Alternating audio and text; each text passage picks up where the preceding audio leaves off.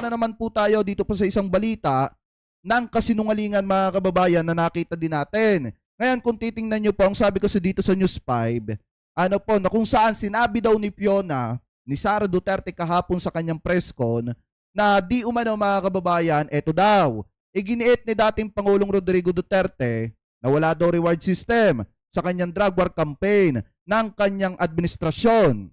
So sabi pa dito mga kababayan, ay hindi pala ito, wait lang. Ayan, ito. Nakita ko na.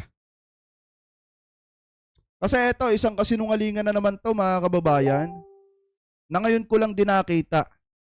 Yan. Hindi pala yung isa, iba pala yon.